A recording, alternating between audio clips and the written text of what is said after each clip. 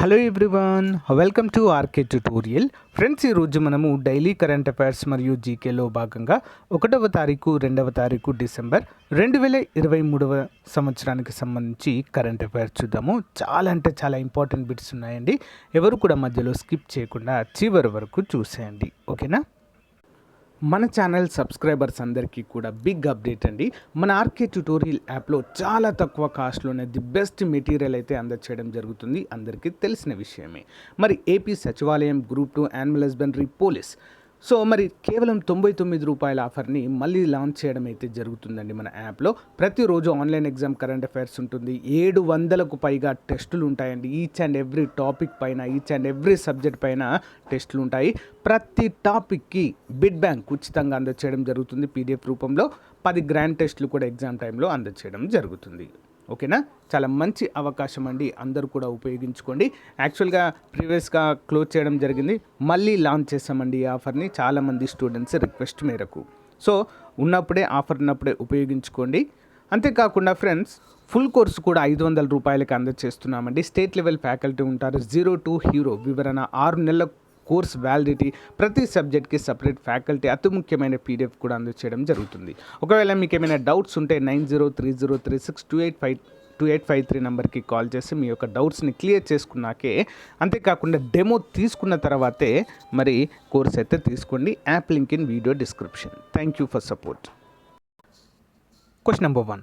COP28 green university award 2023కి గాను ఎంపిక చేయబడిన ప్రముఖ భారతదేశ యూనివర్సిటీ పేరు. ఇంపార్టెంట్ క్వశ్చన్ అండి. Answer option A, Rajiv Gandhi university of knowledge and technologies, Telangana రాష్ట్రంలో ఉంది. వివరాలు చూద్దాం. Rajiv Gandhi university of knowledge technologies COP28 green university award 2023కి ఎంపిక చేయబడింది. మరియు తెలంగాణలో ఈ అవార్డును అందుకున్న ఏకైక విశ్వవిద్యాలయము ఇదే.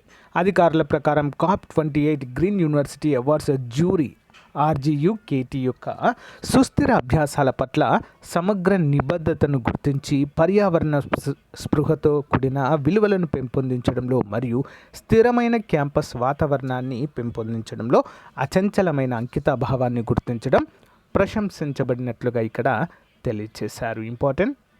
Next one. ఇటీవల మరణించిన ప్రముఖ నటి ఆర్ సుబ్బలక్ష్మి ఏ రాష్ట్రానికి చెందిన ప్రఖ్యాత నటి? Option C, Kerala. వివరాలు చూద్దాము. సినీ ప్రపంచానికి విషాద సమయంలో ప్రముఖ నటి ఆర్ సుబ్బలక్ష్మి గారు మలయాళ సినిమాలకు విశేషమైన సేవలందించినందుకు ప్రఖ్యాతిగాంచింది. 87 ఏళ్ల వయసులో మార్చే ప్రపంచానికి వీడ్కోలు పలికింది. శిక్షణ పొందిన కర్ణాటక సంగీత విద్వాంసురాల నుంచి మెరుపు తెరపై ఆమె ప్రయాణం తన శక్తివంతమైన నటనతో సినిమా ఔత్సాహికుల హృదయాల్లో చెరగని ముద్ర వేసింది. ఇంపార్టెంట్. Next one. డిసెంబర్ 1, 2023న HQ అంటే హెడ్ క్వార్టర్స్ న్యూఢిల్లీలో director general inspection and safety విభాగానికి క్రింది వారిలో ఎవరు ఎంపికయ్యారు? ఆన్సర్ ఆప్షన్ సి అండి, ఎయిర్ మార్షల్ మకరంద్ రనడే. ఎవరండి? Air marshal Makarand Ranade. వివరాలు చూద్దాం. Air marshal Makarand Ranade December 1, 2023న హెడ్ క్వార్టర్స్ న్యూఢిల్లీలో director general inspection and safety DG మరి గౌరవప్రదమైన పదవిని చేపట్టారు. నిష్ణాతుడైన ఎయిర్ మార్షల్ సంజీవ్ కపూర్ 38 సంవత్సరాల తర్వాత పదవి విరమణ చేశారు. నేషనల్ డిఫెన్స్ కాలేజ్ న్యూఢిల్లీ మరియు కాలేజ్ ఇంటర్ ఆర్మీ డిఫెన్స్ ఫ్రాన్స్లోని ప్యారిస్లో పూర్వ విద్యార్థిగా కూడా వీరు పనిచేశారు. Next one. Bandhan bank managing director and chief executive ఆఫీసర్గా డైరెక్టర్ల బోర్డు క్రింది వారిలో ఎవరిని ఎంపిక చేసింది? Option A, Chandrashekhar Ghosh. వివరాలు చూద్దాం. Managing director and chief executive ఆఫీసర్గా చంద్రశేఖర్ ఘోష్ పునర్నియామకానికి బంధన్ బ్యాంక్ డైరెక్టర్ల బోర్డు గ్రీన్ లైట్ ఇచ్చింది. కోల్కతాకు చెందిన ప్రైవేట్ రంగ రుణదాత ఘోష్ పదవి కాలాన్ని 3 ఏళ్ల పాటు పొడిగించారు. ప్రస్తుత పదవి కాలము జూలై 9, 2024న ముగుస్తుంది. ఇంపార్టెంట్. Next one. అసెంబ్లీ ఎన్నికలను శాంతియుతంగా నిర్వహించడానికి ఏ రాష్ట్ర పోలీసులు పల్లె నిద్ర కార్యక్రమం చేపట్టారు? ఆప్షన్ బి, ఆంధ్రప్రదేశ్ పోలీసులు. వివరాలు చూద్దాం. సార్వత్రిక అసెంబ్లీ ఎన్నికలను శాంతియుతంగా నిర్వహించాల్సిన అవసరం ఉందని police superintendent Y Rishanth Reddy police అధికారులతో సమీక్షా సమావేశం జరిగింది. గ్రామాల్లో రాత్రిపూట బస చేసి పల్లె నిద్ర కార్యక్రమం నిర్వహించి నిఘా పెంచాలని సబ్ ఇన్స్పెక్టర్ స్థాయి అధికారులను తీసుకున్నారు. మరి ప్రజలకు సైబర్ భద్రత గురించి ప్రజలకు అవగాహన కల్పించాలని, తెలియని మూలాల నుండి సందేశాలు లేదా ఈమెయిల్లలోని లింక్లను క్లిక్ చేయకుండా హెచ్చరించడం మరియు సైబర్ నేరాల ప్రమాదం ఎక్కువగా ఉన్నందున తెలియని నంబర్ల నుంచి వచ్చే కాళ్లకు ప్రతిస్పందించవద్దని సలహా ఇచ్చారు. బాధితుల హెల్ప్ లైన్ నంబర్ 1930 లేదా cybercrime.gov.in సందర్శించడం లేదా వారి సంబంధిత వాట్సాప్ మరియు ఫోన్ ద్వారా జిల్లా పోలీస్ మరియు సైబర్ మిత్రాన్ని సంప్రదించాలని కూడా సూచించడం జరిగింది. నెక్స్ట్ వన్, వన్యప్రాణుల అక్రమ వేటను అరికట్టడానికి catch the trap intensive drive ఇటీవల ప్రారంభించిన రాష్ట్రం ఏంటి? Catch the trap. Option D Telangana అండి. వన్యప్రాణులను చంపడం మరియు వేటాడడాన్ని అరికట్టడానికి ప్రజలకు అవగాహన కల్పించడానికి మరి నమూనాలు వేటగాళ్లను అధ్యయనం చేయడంతో పాటు తదనుగుణంగా నివారణ చర్యలను ప్రారంభించేందుకు తెలంగాణ రాష్ట్ర వ్యాప్తంగా ప్రత్యేక వేట నిరోధక డ్రైవ్ను ప్రారంభించింది. Catch the trap intensive drive కింద డిపార్ట్మెంట్ సిబ్బంది తమ పరిమితుల్లోని ప్రాంతాలను స్కాన్ చేస్తారు. అడవి జంతువులను చంపడం లేదా వేటాడేందుకు వేసిన ఉచ్చులను వెలికి తీయడంపై ప్రత్యేక దృష్టి పెడతారు.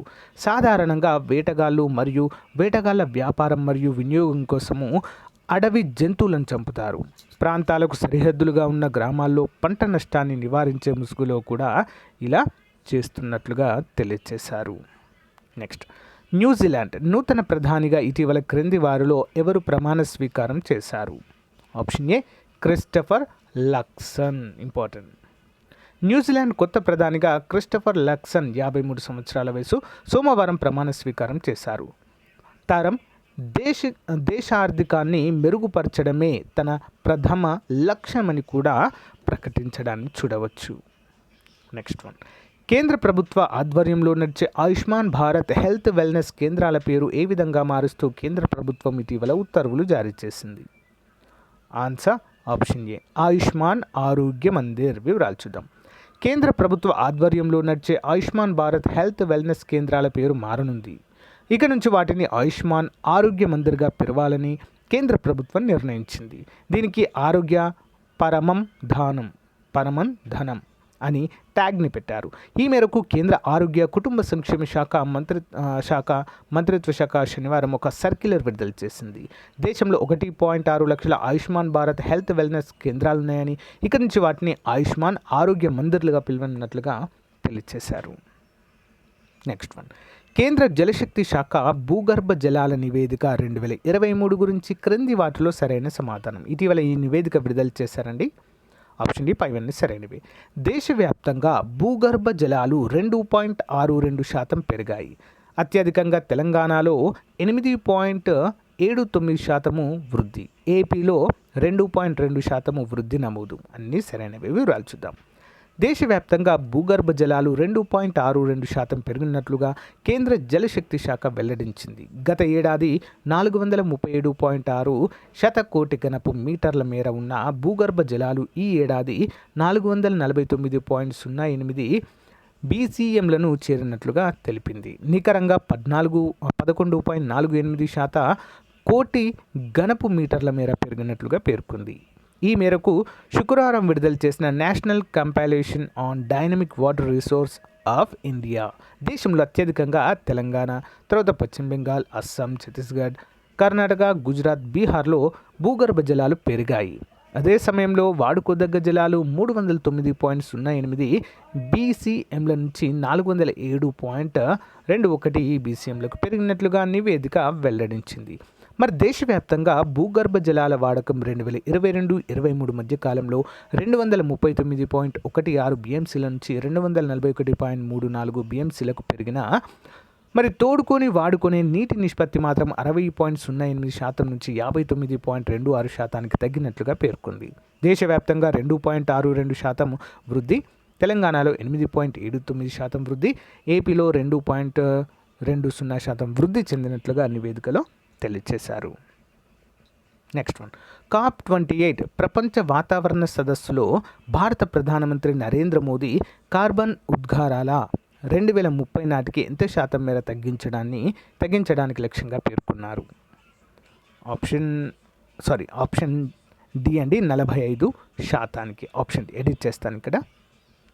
అభివృద్ధి చెందుతున్న దేశాలకు సంపన్న దేశాలు సహాయపడాలి. COP28 సదస్సులో ప్రధాని మోదీ పిలుపు.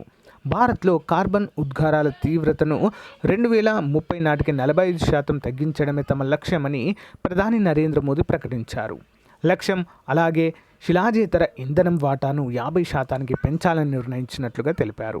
యునైటెడ్ అరబ్ ఎమిరేట్స్లోని దుబాయ్ వేదికగా జరుగుతున్న COP28 ప్రపంచ వాతావరణ సదస్సులో భారత ప్రధానమంత్రి నరేంద్ర మోదీ పాల్గొన్నారు.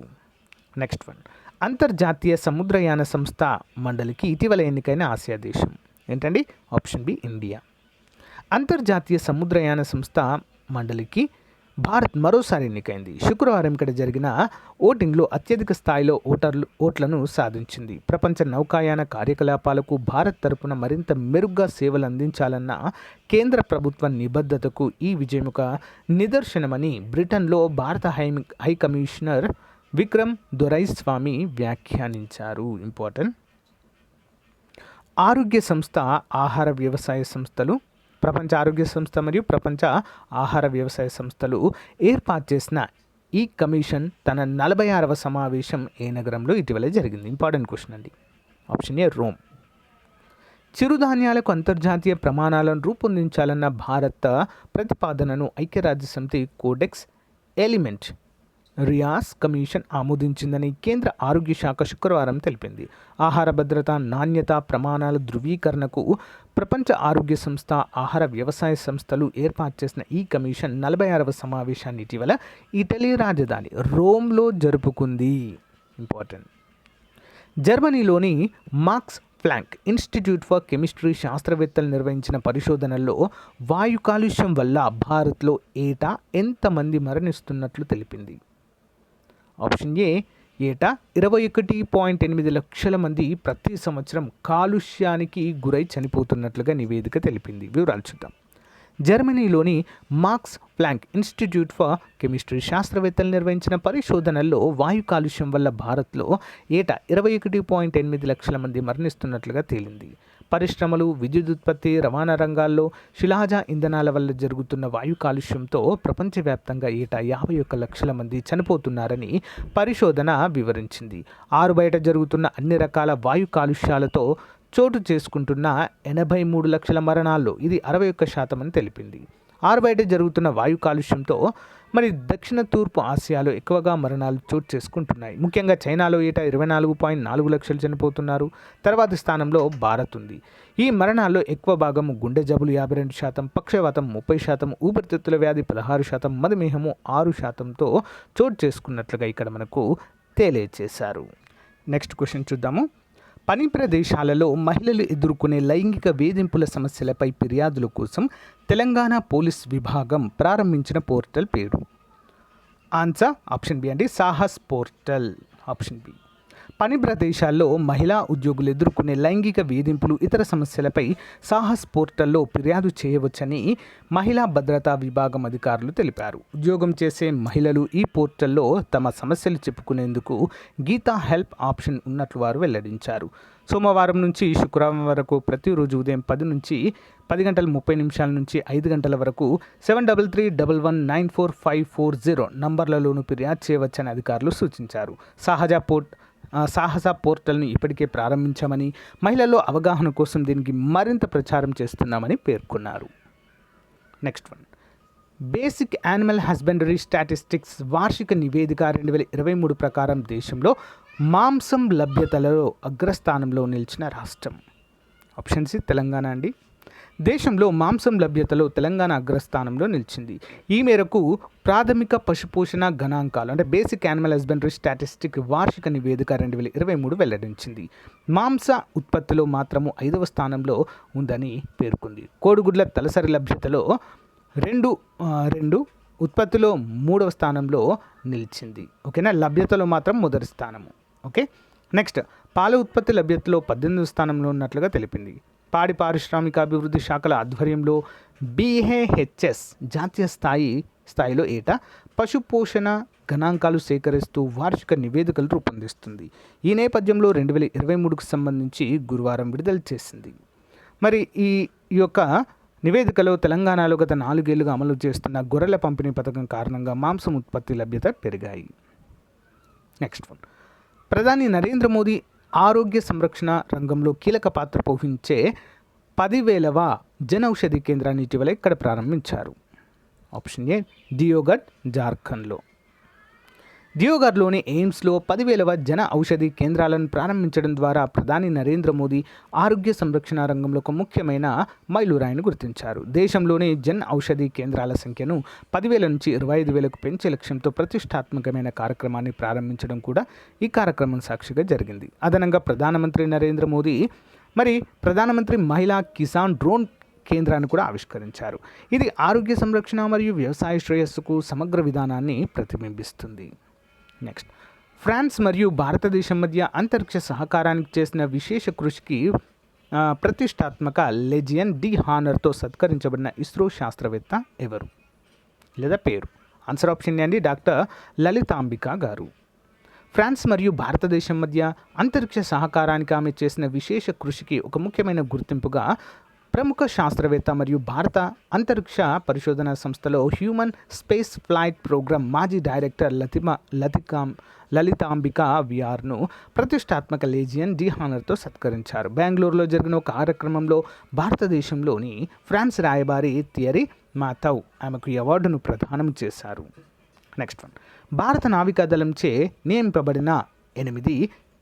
నిర్మించబడిన 8 యాంటీ సబ్మెరైన్ వార్ఫేర్ ఇటీవల ఎక్కడ ఆవిష్కరించారు? ఆప్షన్ ఏ అండి ఇక్కడ కొచ్చిన్లో అండి. 30 నవంబర్ 2023న కొచ్చిన్ షిప్యార్డ్ భారత నావికాదళంచే నియమింపబడిన 8 యాంటీ సబ్మెరైన్ వార్ఫేర్ నిస్సారా నీటి క్రాఫ్ట్ల శ్రేణిలో ఏకకాలంలో 3 నౌకలను ప్రారంభించడం ద్వారా ఒక ముఖ్యమైన మైలురాయిని గుర్తించింది. ప్రముఖ నౌకాదళ అధికారులు మరియు వారి జీవిత భాగస్వాములు హాజరైన కార్యక్రమంలో ఈ నౌకలు ఐఎన్ఎస్ మాల్వా మరియు ఐఎన్ఎస్ మాగ్రోల్ పేర్లను ఆవిష్కరించారు. నెక్స్ట్, COP28 సదస్సులో భాగంగా ప్రధాని నరేంద్ర మోదీ COP33 సదస్సుకి ఏ సంవత్సరంలో నిర్వహిస్తామని ప్రధాని ప్రతిపాదించారు? ఆప్షన్ సి అండి 2028. ప్రధాని నరేంద్ర మోదీ శుక్రవారం యునైటెడ్ అరబ్ ఎమిరేట్స్లో జరిగిన COP28 సదస్సుకు హాజరయ్యారు. ఈ సందర్భంగా సదస్సుకు హాజరైన వివిధ దేశాల ప్రతినిధులను ఉద్దేశించి ప్రధాని ప్రసంగించారు. ఈ సదస్సులో ప్రసంగిస్తూ 2028లో జరగాల్సిన COP33 సదస్సును భారత్లో నిర్వహిస్తామని ప్రధాని ప్రతిపాదించారు. నెక్స్ట్ వన్, ఐక్యరాజ్య సమితికి చెందిన WMO నివేదిక ప్రకారం ఐక్యరాజ్య సమితి వార్షిక వాతావరణ సదస్సులో 1.4 డిగ్రీల సెల్సియస్ ఉష్ణోగ్రతల పెరుగుదలతో ఏ సంవత్సరం ఈ రికార్డు నమోదు చేసింది? ఆన్సర్ ఆప్షన్ ఏ 2023వ సంవత్సరం. అత్యధిక ఉష్ణోగ్రతల్లో 2023దే రికార్డు అని ఐక్యరాజ్య సమితికి చెందిన WMO వెల్లడించింది. పారిశ్రామికరణ జరగడానికి పూర్వం ఉష్ణోగ్రతల కన్నా ఏడాది ఉష్ణోగ్రతల సగటున 1.4 డిగ్రీల సెల్సియస్ పెరిగినట్లుగా తెలిపింది. 2015 నాటికి ప్యారిస్ వాతావరణ ఒప్పందం ప్రకారం ఈ శతాబ్దానికి ఉష్ణోగ్రతల పెరుగుదల 1 డిగ్రీలో 10వ వంతుకు పరిమితం చేయవలసి ఉంటుందని చెప్పింది. Additional questions, Sultan of Johor cup ఏ క్రీడలకు సంబంధించింది? Option B hockey. State Bank of India తన బ్రాండ్ అంబాసిడర్గా ఏ భారతీయ వ్యక్తిని ఆన్బోర్డ్ చేసింది? Option B Mahendra Singh Dhoni. Next one చూద్దాం. ఎన్విరాన్మెంటల్ ఇన్వెస్టిగేషన్ ఏజెన్సీ ఇటీవల జరిపిన పరిశోధన ప్రకారం అంతరించిపోతున్న క్షీరదాల భాగాలను కనీసం ఏ దేశంలోని సాంప్రదాయ ఔషధాలలో ఉపయోగిస్తున్నారు? Option B China. Maitri super thermal power project ఏ దేశంలో ఉంది? Option A Bangladesh. ఏ యూరోపియన్ దేశము 2024 నుంచి తన గోల్డెన్ వీసా చొరవను నిలిపివేస్తున్నట్లు ప్రకటించింది? Option B Netherlands. భారతదేశంలోని సహకార బ్యాంకులను ఏ సంస్థ నియంత్రిస్తుంది? RBI. Block proving by axle counter system ఏ సంస్థతో అనుబంధించబడింది? ఆప్షన్ బి భారతీయ రైల్వేలు. ఇంటర్నేషనల్ కౌంటర్ రామ్ సర్వేర్ ఇనిషియేటివ్లో ఏ దేశం ఉంది? Option B USA. PM Gati Shakti వివరణాత్మక ప్రాజెక్టు నివేదిక తయారీ సమయాన్ని 6 నెలల నుండి డాష్ ఎంత అండి? ఆప్షన్ డి 15 రోజులు. 2023లో భారత్ UN 2+2 సమావేశం ఏ నగరంలో జరగనుంది? Option A New Delhi. Next, so guys, మరి ఇది ఈ రోజుకు సంబంధించినటువంటి ముఖ్యమైన కరెంట్ అఫైర్స్ అండి. మీకు నచ్చితే లైక్ చేయండి, తప్పకుండా మీ ఫ్రెండ్స్తో షేర్ చేయడం మాత్రం మర్చిపోవద్దు. Thank you for support. Have a nice day. Bye.